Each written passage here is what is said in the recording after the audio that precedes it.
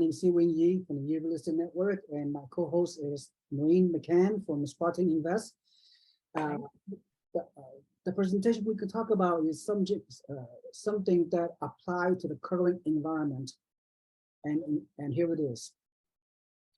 You see the visual. What does that mean?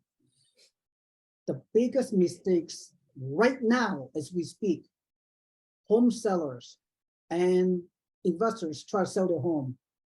The biggest mistake, the sellers are going through this very psychological disadvantage. FOMO, fear of missing out, because of the rising interest rate and the maybe pending recession, inflation, and all the doom and gloom out there with the real estate market. People are not using common sense. People are not using rationale. Too many people are selling their homes because they are panicking, they are freaking out, they're being too emotional, right?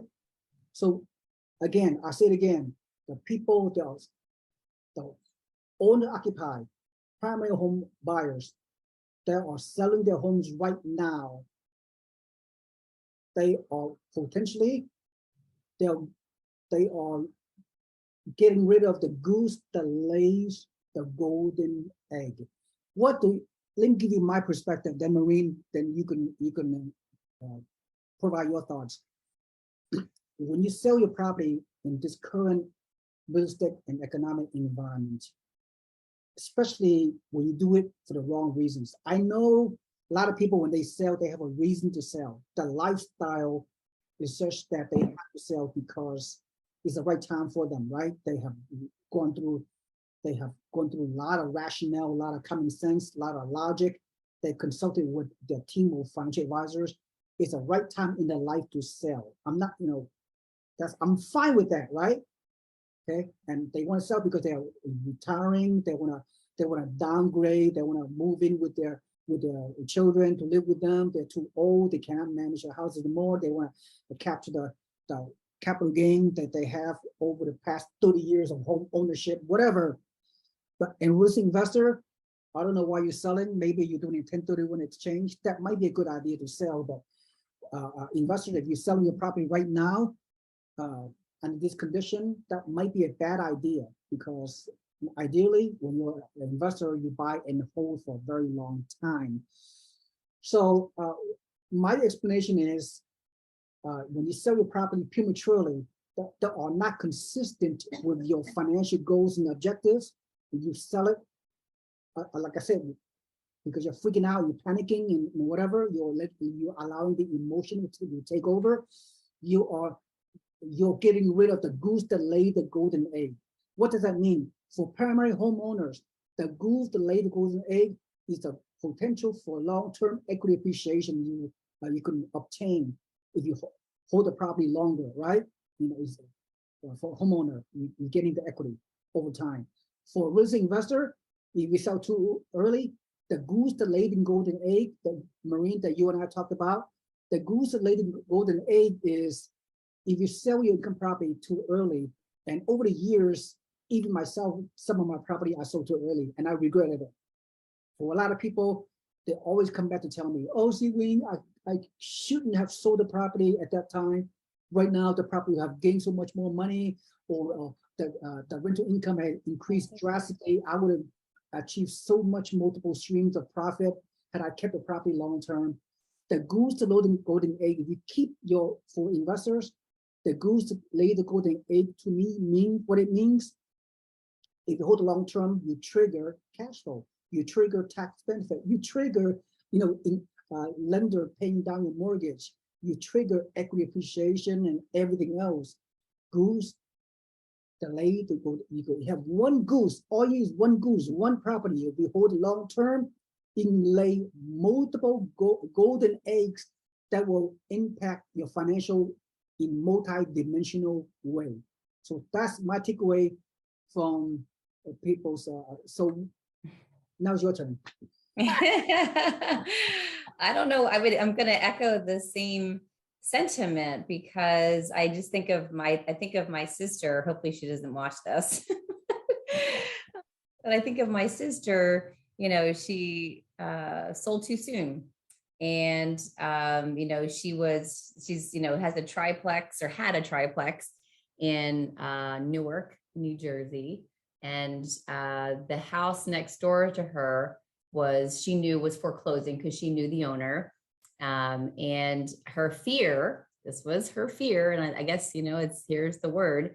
Her fear was that next door neighbor, that property, once it went vacant, that there's vagrants or the crack addicts, there's some people around that, she had seen it happen to before, and then there was a burnout. So there was, she was basing her decision to sell at that time because she thought that the property next door to hers was going to bring her value down. She didn't have the facts about the low number of properties that were available in the area, the demand for the housing in that area. She wasn't aware of that. I started giving her some of the numbers, some of the data, to say, keep it and you can rent it out, because she's got a triplex. She was renting the two top parts out. She was living on the first floor. And she's like, nope, property value is going to go. I've got this crazy neighbor. This is going to go. These are the vagrants are going to move in. They're going to burn the house down. And it's going to be hard for me to sell the house. I was like, well, what if an investor comes in and buys that property and fixes it up and increases the value of your property? And she was so convinced in her mind, using fear as her guide, that property next door was going to bring the value of her home down. And guess what? She sold that almost a year ago. That property, had she held on to it, increased almost $200,000 in value that she lost. And the next door, the property was purchased by an investor and fixed up. And she had renters in that property. When she sold it, she no longer has that rental income. And she had just said to me, she goes, I should have listened to you. I shouldn't have sold it. Right. But you always have that, hindsight is 20/20. We can always see things better looking in the rear view mirror versus forecasting what we're going to see in the future. But you just have to decide, you have to pick, there's two sides of a coin, right? And the one is doom and gloom, disaster, chaos, crisis. It's all going to HE double hockey sticks, right? It's all going this way. You can believe that side of the coin, or you can believe the other side of the coin, and look at facts versus fiction, look at data, understand the math, recognize the ways that real estate historically and for centuries has retained or built wealth. And I know what side of the coin I'm on. I know what side of the coin you're on. Our job is to, really as a passion project, as a mission, is to get people to not be on the wrong side of the coin and just look at what is real. So if you are thinking, I don't know about you, but I get solicitations all the time. I get text messages. I don't even know how they get my information, but I get text messages. I want to buy your properties. I want to buy your properties. And I'm like, these are just desperate people who are wholesalers who need product, who want to try to keep themselves in business. Right. So it is valuable, so much so that people are willing to spend money on a list to find your name, to contact you, to offer an all cash deal to get your property so they can get it and sell it and make more money.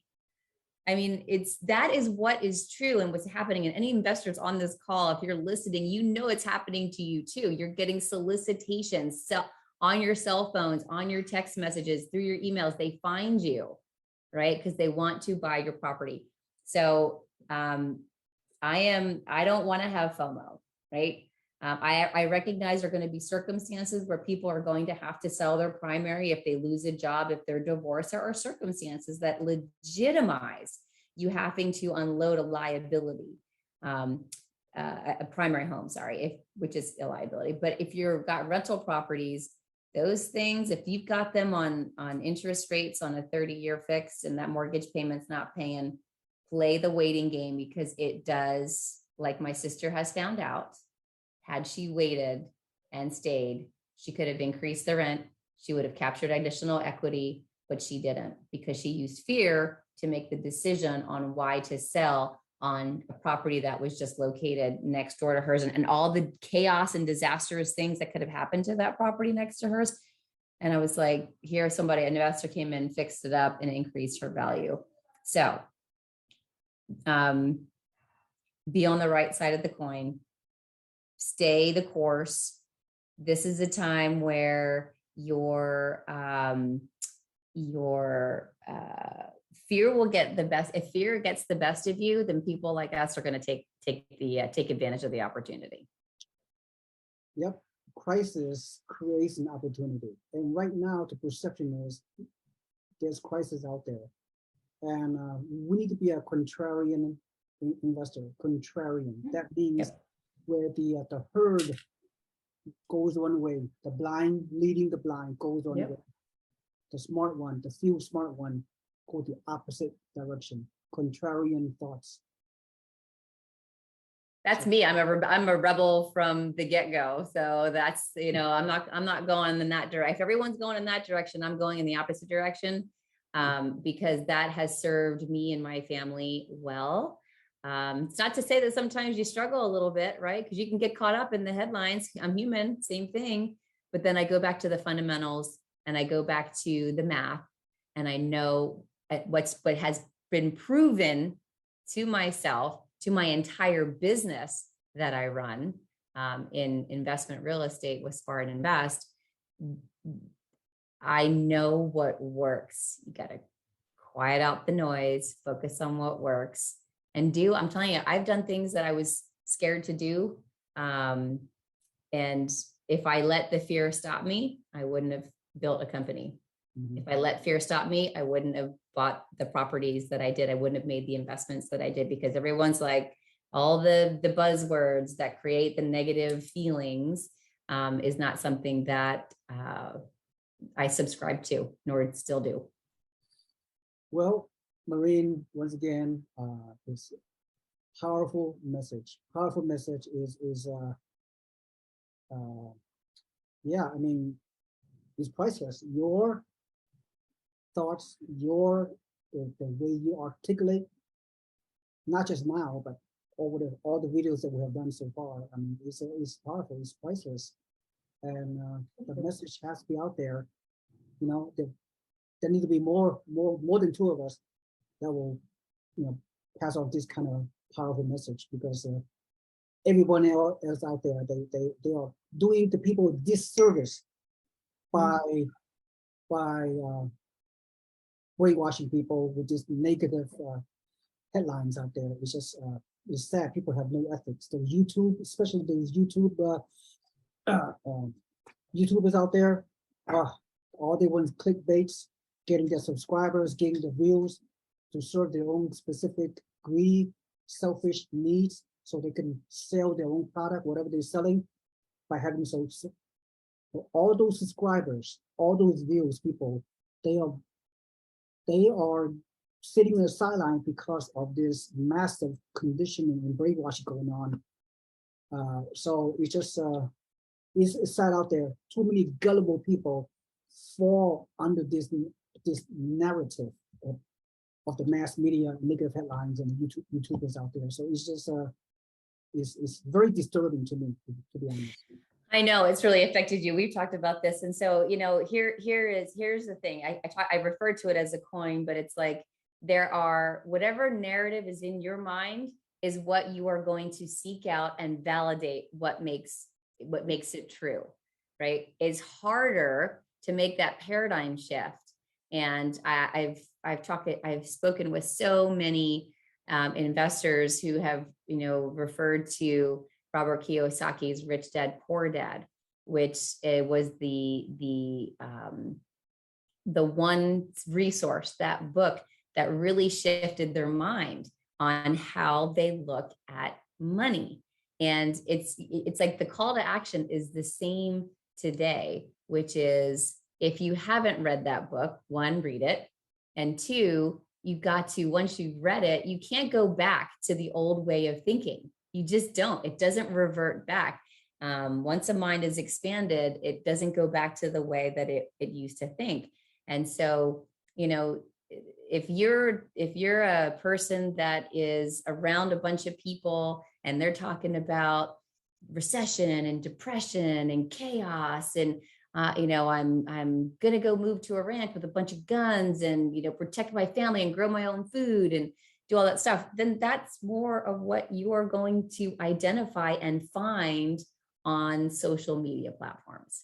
If you're the opposite type that's more positive, you're looking for where's the opportunity. It's not like it's all rosy, but there is definitely there's always opportunity in recession. Some of the biggest companies post the Depression were formed post the Depression in the 1920s, right? So it's all just how you look at it. You just have to decide half full, half empty. But if you're a half full person, it's you're a half full person because you have facts and understanding, basic understanding of investing in hard assets during a very unique economic time is something that produces a yield in multiple ways. You get that out of these videos that we've been doing, and you really get the math. And if you don't understand the math, Seewing and I will walk you through it. I take investors through it line item by line item to show them and you just how it works. And once you get it, you won't go back to that clickbait, negative social media stuff. With that said, well, Maureen, you need a much bigger platform than this. You've been saying that. I'm here to inspire you to go further because not many people have the skill set and the power of message the way you do. I mean, it does resonate. So anyway, I'm gonna continue to inspire you to go the next higher up. You have so much potential, and people out there need somebody like you to enter their lives. It's that important. So continue what you're doing. You're making one of you just making a big difference. Doesn't matter if you are able to help one person or 1,000 people. You have your life calling. You have a purpose in life. So anyway, it's been a pleasure knowing you. Anyway, we'll continue to work together. More videos to come, guys. More videos to come. I know, but right now, enough, because we're done today. Today, I am totally just, I don't know, I'm just gonna, anyway, it's been a long day, but basically it's a very eventful day, and we accomplished so much, and yep, we'll go from here. And thank you so much for your time and great topics, and we'll continue with this powerful message. Grateful for you, Seewing. Very grateful for you. Signing off, guys. Thank you so much. Have a nice day, Maureen. Bye-bye.